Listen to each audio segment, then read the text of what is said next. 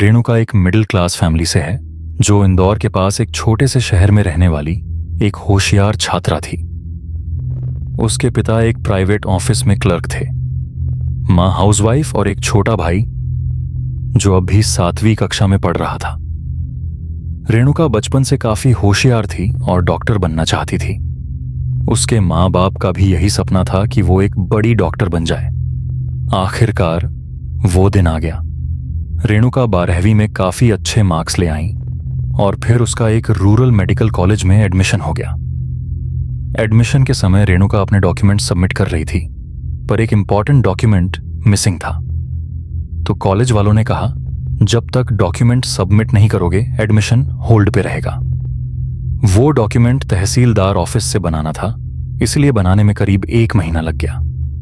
Finally document submit करने के बाद उसका एडमिशन कंफर्म हो गया। लेकिन समस्या ये थी कि उसकी करीब 1 महीने की पढ़ाई मिस हो गई थी। जब तक वह कॉलेज पहुंची, क्लासेस पहले ही शुरू हो चुकी थीं और रेणुका अन्य छात्रों से काफी पीछे रह गई थी। कॉलेज का माहौल उसके लिए नया था। यहां के छात्र पढ़ाई में माहिर और कॉम्पिटिटिव थे। रेणुका को अपनी कमी महसूस होने लगी, लेकिन उसने हिम्मत नहीं हारी। उसने तय किया कि वह छुट्टियों में अपने समय का उपयोग करके पिछली पढ़ाई को कवर करेगी। 1.5 महीने बाद दिवाली की छुट्टियां शुरू होने वाली थीं। जब बाकी छात्र अपने अपने घर लौटने की तैयारी कर रहे थे, रेणुका ने एक साहसिक निर्णय लिया।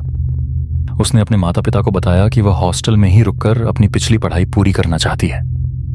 मां ने पहले तो मना किया, लेकिन रेणुका की जिद के आगे झुक गईं। सभी छात्र अपने अपने घर चले गए। हॉस्टल एकदम सुनसान हो गया। हॉस्टल की लंबी गलियां, खाली कमरे और अंधेरे कोने डरावने लगने लगे। रेणुका अपने कमरे में अकेली पढ़ाई में लगी रहती थी, लेकिन उसे कुछ टॉपिक्स समझ में नहीं आ रहे थे। वह परेशान थी। एक रात जब वह अपनी किताबों को पढ़ते पढ़ते थक गई, उसने सोचा कि शायद हॉस्टल में कोई और भी हो जो उसकी मदद कर सके। वह कमरे से बाहर निकली और हॉस्टल की गलियों में घूमने लगी। जगह जगह अंधेरा और सन्नाटा था। अचानक उसकी नजर हॉस्टल के आखिरी कमरे पर पड़ी। वह आखिरी कमरा हमेशा से बंद रहता था, लेकिन उस रात उसने देखा कि कमरे से हल्की रोशनी आ रही है। रेणुका ने सोचा कि शायद कोई छात्र वहां पढ़ाई कर रहा हो। उसने दरवाजे पर हल्के से दस्तक दी। अंदर से एक मधुर लेकिन गूंजती हुई आवाज आई। कौन है? मैं रेणुका हूँ। मैं फर्स्ट ईयर की स्टूडेंट हूँ। क्या आप मेरी पढ़ाई में मदद कर सकती हैं? रेणुका ने झिझकते हुए कहा। दरवाजा खुला और उसने एक लड़की को देखा। वह एकदम शांत और गंभीर थी। उसने सफेद सलवार कुर्ता पहना हुआ था और उसकी आंखों में एक गहरी उदासी झलक रही थी। अंदर आओ। रेणुका कमरे के अंदर गई। उस लड़की ने कहा, मेरा नाम अमृता है। मैं फाइनल ईयर की स्टूडेंट हूँ। मैं तुम्हारी मदद कर सकती हूँ, लेकिन रात 2 बजे बाद। रेणुका को यह शर्त अजीब लगी, लेकिन उसने सहमति दे दी। अमृता ने उसे उन टॉपिक्स में मदद करनी शुरू कर दी जो उसे समझ नहीं आ रहे थे। रेणुका ने महसूस किया कि अमृता बहुत कम बोलती थी।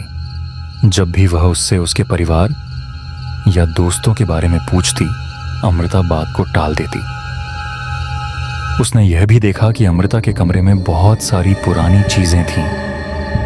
दीवारों पर कुछ अजीब से निशान थे और कमरे का माहौल ठंडा था।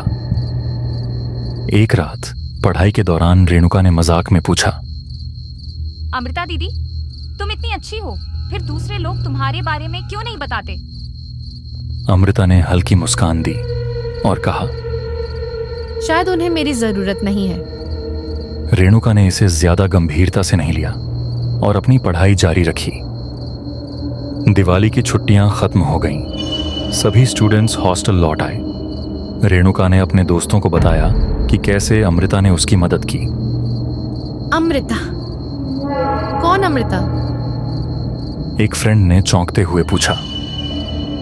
वही फाइनल ईयर की लड़की जो आखिरी कमरे में रहती है। रेणुका ने जवाब दिया। उसकी बात सुनते ही पूरे रूम में सन्नाटा छा गया।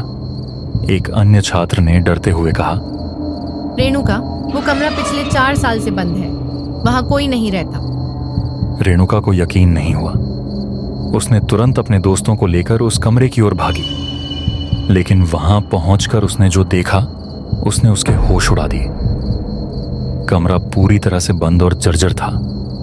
वहां कोई रोशनी नहीं थी और दरवाजे पर जंग लगा हुआ ताला लटका था।